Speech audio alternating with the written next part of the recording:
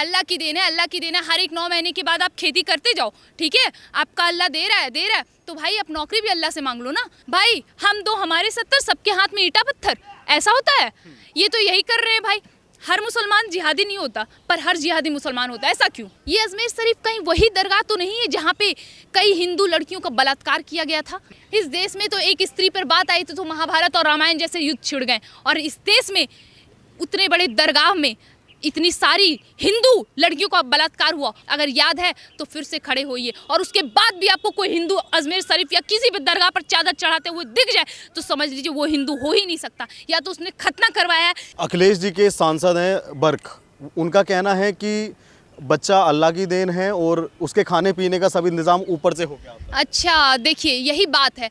बच्चे अल्लाह की देन है, इसीलिए तुम पैदाइश मत रोकना, हर 9 महीने के बाद तुम खेती करना। भाई क्या करता है अल्लाह? तुम्हें बच्चे पैदा करके दे रहा है, सब काम तो तुम ही कर रहे हो। तुम अल्लाह को फालतू का बदनाम कर रहे हो। अल्लाह के नाम पे तुम बच्चे पैदा कर रहे हो, अल्लाह के नाम पे तुम बम विस्फोट कर रहे हो, अल्लाह के नाम पे तुम हिंदुओं को टारगेट करके मार रहे हो, हिंदुओं का घर जला रहे हो, गाड़ियाँ जला रहे हो, हिंदुओं का मंदिर तोड़ रहे हो, अल्लाह अकबर बोल के तुम दंगा कर रहे हो, और तुम कहते हो अल्लाह का देन है। अरे यार अल्लाह को तो बख्श दो यार, अल्लाह तो तुम्हें तो अल्लाह ने भेजा नहीं, ये बात तो तुम मानो। हमारे भगवान ने भेजा है तुम्हें, हमारे भगवान का निर्माता हो तुम।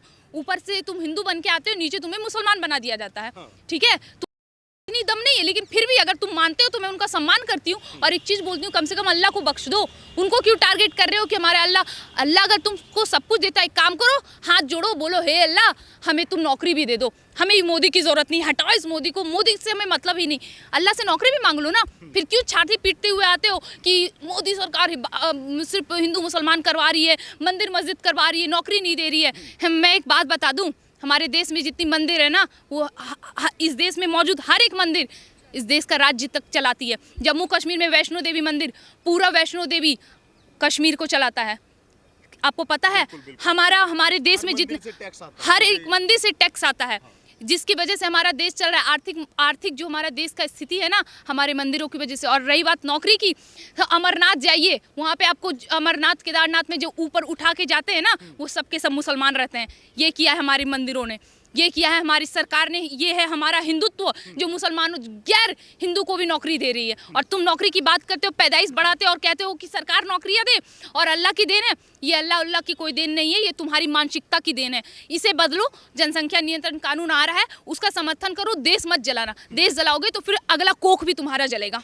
क्या मानती है कि अगर इससे पहले भी कई सारे कानून आए, हमने देखा कि उत्तर प्रदेश के अंदर NSA भी लग गया लोगों के ऊपर, वो तब भी नहीं माने, तो क्या जनसंख्या कानून अगर आता है तो वो उसका पालन करेंगे? किस तरह पालन कराया जाए? देखिए, इतना तो आप एकदम 100% तय रखिए कि मुसलमान पालन नहीं करने वाले हैं। इस देश में CA आया, NRC आया, किसान बिल आया, कितना सारा बिल आया, और सारे बिलों में देखिए ना, आपको लग रहा होगा कि ये लोग मुसलमान के विरुद्ध है। अच्छा एक बात बताइए, जब बिल आता है तो इसमें अफजुल गुरु, बुरहान वानी, ये सब कहाँ से आ जाते हैं? अफजल हम शर्मिंदा है, तेरे कातिल जिंदा है, बुरहान वानी के खिलाफ समर्थन में नारे लगते हैं। अरे भाई, जब यहाँ पे बात CA NRC किसान बिल सबका होता है, और तब ऐसे मुद्दे कहाँ से आते हैं? मतलब तुम जा रहे हो विरोध करने और शाहीन बाग में, और वहाँ पे अपने शेरनियों को भेज दिया कि तुम विरोध करो, और वहाँ पे शेरनियाँ निकलती हैं तो एक अलग चीज लेके निकलती हैं, एक अलग अल्लाह की देन लेके निकलती हैं। ये ऐसा तो मतलब ऐसा कौन सा कानून है और ऐसा कौन सा प्रदर्शन होता है जहाँ पे औरतें प्रेग्नेंट हो जाती हैं? मतलब वो भी अल्लाह की देन है भाई? ऐसा होता होगा तब तो। ये क्या है? ये देखिए, आप इस बात को कभी स्वीकार मत करना कि इस देश के मुसलमान इस देश में आया वो किसी भी कानून का पालन करेंगे। लेकिन हाँ, सरकार से मैं यही हाथ जोड़ के बोलूँगी कि जैसे भी पालन करवाना आप करवाओ, क्योंकि आप सरकार ना एक गलती कर रही है, जानते हैं क्या? मुगल की पैदाइश, कलाम के वंशज, हिंदू, ये जयचंद वाले हिंदू और ये कट्टर हिंदू जो अपने धर्म के लिए लड़ रहे हैं, इन सबको मिला के लेके चलना चाहती है। अब पॉसिबल नहीं है, अब काटे जाएंगे, आँख के बदली आँख। अब ये नहीं होगा। अब जितना सहना था, जितना करना था कर लिया। सरकार से हाथ जोड़ के गुजारिश है, जिसको जो सोचना है सोचने दो। सबके सामने अपने आप को महान साबित करना बंद करो और जो देश में कानून आने चाहिए, इस देश के समर्थन में, इस देश को बचाने में, आर्थिक मजबूती के लिए जो भी कानून आने चाहिए आप लाओ, समर्थन तो हम देंगे। और जो समर्थन नहीं करता, आप सरकार हो, आप कुछ भी कर सकते हो, करो अपने पावर का उपयोग। और कैसे इस देश को सुधारना है ये सरकार के हाथ में, और कुछ हम जैसे हिंदुओं के हाथ में, जो हमें खुद करना होगा। इस तरह सरकार को या फिर हम किसी को टारगेट नहीं कर सकते, हमें खुद अपने लिए खड़ा होना होगा। दूसरा सवाल मैं अजमेर की दरगाह पे पूछूंगा, जहाँ पे रोज़ लाखों की संख्या में जाते थे लोग, दरगाह पे मत्था टेकते थे। बॉलीवुड के भी हमने कई सितारे देखे कि अपनी फिल्म आने से पहले वहाँ मन्नत मांगते थे। आज उस दरगाह से ऐसे स्टेटमेंट आना, गर्दन कलम करने के स्टेटमेंट आना, और वहाँ का 90% बिजनेस ठप हो चुका है। क्या कहना चाहेंगे अजमेर दरगाह? देखिए, इतना तो मैं मानती हूँ कि हाँ, बदलाव तो हुआ है। जो हमारे देश में ये माहौल छिड़ रहा है, या हिंदू मारे जा रहे हैं, या आप जिस वजह से बोलो, या भारतीय जनता पार्टी की वजह से बोलो, बदलाव तो आ रहे हैं। हिंदू जागृत तो हो रहे हैं। देखिए क्या है ना कि हिंदुओं के मन में बहुत सारा कचरा भरा पड़ा है, उसे निकलने में समय लगेगा। उससे समय दीजिए, उस समय, और मुझे भरोसा है अपने हिंदू भाइयों पर कि वो जरूर समझेंगे, हिंदू बहनों पर कि वो लफ्ज़ जिहाद से बचेंगी, और ऐसे सभी चीज़ों, मुसलमान से रिलेटेड हर एक चीज़ों का विरोध करेंगी और इन सब से निकलेंगी। और रही बात अजमेर शरीफ दरगाह की, ये अजमेर शरीफ कहीं वही दरगाह तो नहीं है जहाँ पे कई हिंदू लड़कियों का बलात्कार किया गया था। ये दरगाह वही है जहाँ पे बोला गया था कि सबसे बड़ा बलात्कार हुआ। कहाँ है ये मुद्दा? क्या भूल गए? इस देश में तो एक स्त्री पर बात आई तो महाभारत और रामायण जैसे युद्ध छिड़ गए, और इस देश में उतने बड़े दरगाह में इतनी सारी हिंदू लड़कियों का बलात्कार हुआ, और इस देश के हिंदू युवा शांत हैं। क्या उन्होंने हाथ में चूड़ियाँ पहन ली, या फिर वो भूल गए, या फिर उनका खून पानी हो गया? मैं उनसे सवाल पूछना, आप छोड़ दीजिए मुसलमान को, आप साइड करिए, मुझे मतलब नहीं है। उनकी औकात ही यही है, वो करेंगे ही ये। उनका धर्म, उनका सब कुछ यही सिखाता है कि तुम ये करो, लेकिन हमारा धर्म तो नहीं सिखाता है।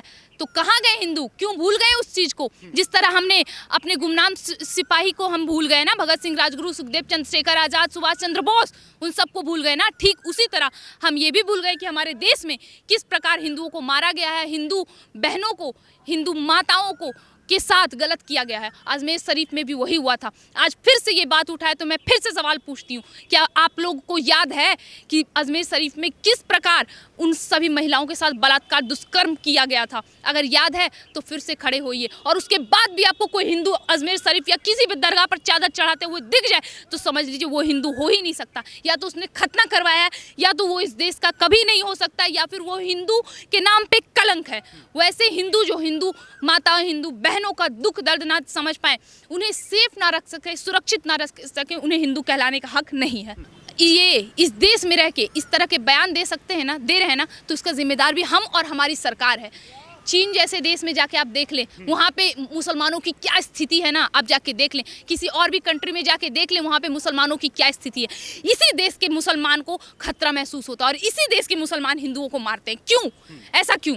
इसका रीज़न हम, आप और हमारी सरकार है, जो हम कहते हैं आओ हमें मारो, हमें काटो। हम तो बैठे ही इसी चीज़ के लिए हैं। ये बात सच दिखाई दे रही है। ये हमारे देश के मुसलमान ही हैं जो इतना चीख चीख के बोल रहे हैं। बाकी देश में कभी बोल के दिखाएं, काट दिए जाएंगे। और वहाँ पे कैसे रहा जाता है ना, जरा उन्हें बोलिए, सीख के आएँ, और हमारे देश में रह के हमारा माहौल ख़राब ना करें। इस देश के जो मूल निवासी हैं उन्हें ज़िंदा रहने का हक है, और हमें ज़िंदा रहना है। इसके लिए हमें जो कदम उठाना पड़ेगा उठाएंगे। हमने शास्त्र भी पढ़ा है, हमने शस्त्र भी चलाया है। अब तुम पे डिपेंड है। हम तो इतने दिन से वार्तालाप कर रहे हैं, हमारी बात अगर उनके कानों तक जा रही है, अगर तुम समझ सकते हो तो ठीक है, वरना शस्त्र उठाने में ज़्यादा समय नहीं लगेगा। जरूरी नहीं हम जिंदा रहें, लेकिन अकेले भी नहीं मरेंगे, इस बात को भी याद रखें। विश्व के भूभाग का 2.4% जो भूमि है वो भारत के पास है, और आबादी विश्व की यहाँ पे 18% यहाँ पे रहती है। कोई गंभीर आप कोई स्टेटमेंट या कोई गंभीर कोई मैसेज देना चाहती हूँ? आप युवा हैं, आपको लोग सुनते हैं, कोई गंभीर कोई मैसेज देना चाहती हूँ जनसंख्या के बारे में?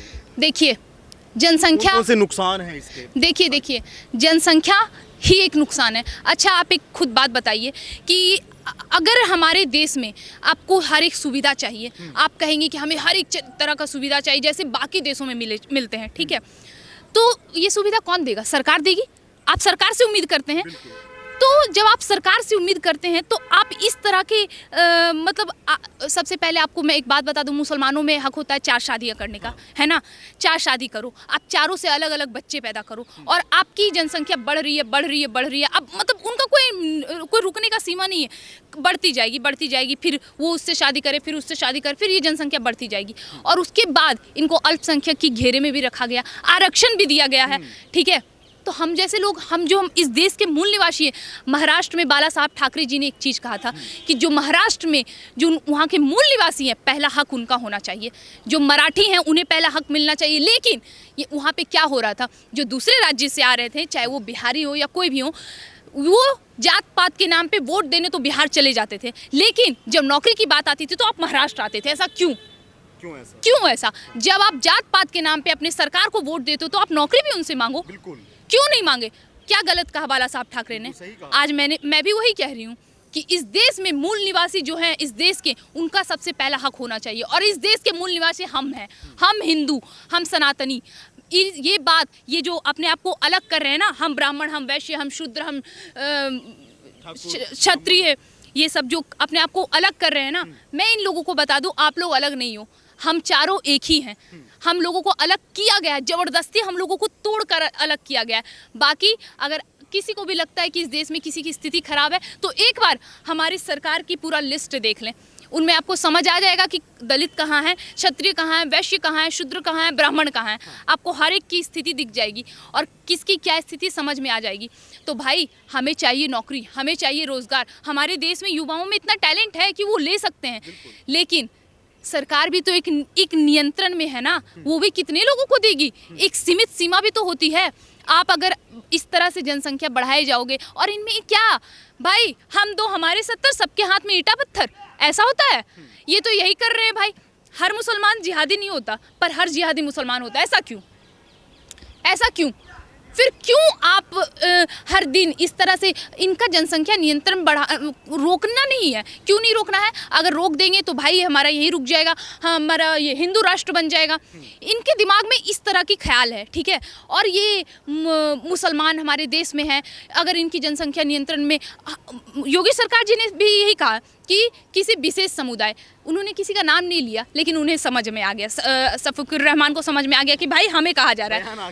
उनका बयान तुरंत आ गया। उन्होंने तो ये नहीं कहा कि मुसलमान, उन्होंने तो नहीं कहा, लेकिन उन्होंने खुद कह दिया कि हमें टारगेट किया जा रहा। इस देश में जनसंख्या नियंत्रण ना होने से जितना नुकसान है ना, उसका हम और आप बैठ के यहाँ अंदाजा भी नहीं लगा सकते हैं। क्योंकि हमें क्या, हमें तो चार कोठली मिल गए, मतलब घर मिल गए, खाना पीना मिल रहा है, अच्छी खासी टैलेंट है, आप जॉब कर ले रहे हैं, बात कर ले रहे हैं, हम अपनी पढ़ाई लिखाई करेंगे, उससे ज़्यादा हमें कोई मतलब नहीं है। पर ये जनसंख्या जो आए दिन बढ़ी जा रही है, उससे हमें नुकसान है, हमें बहुत ज़्यादा नुकसान है। ये देश, ये बात हमारे देश में ना सिर्फ मुसलमान बल्कि हिंदुओं को समझना चाहिए। जो हिंदू इन मुसलमानों के समर्थन में उतरे हैं, इन्हें ये पैदाइश रोकनी पड़ेगी, अब रोकनी पड़ेगी। क्योंकि अब हम अपने देश को इस तरह टूटने नहीं देंगे। जो हमारे देश में जनसंख्या बढ़ा के, पॉपुलेशन बढ़ा के, पॉल्यूशन बढ़ा रहे हैं ना, इससे अब रोकना पड़ेगा। क्योंकि हमें जिंदा रहना है और इस देश को आर्थिक स्थिति से मजबूत बनाना है। और ये मेरे और आपके हाथ में है, हम सबके हाथ में।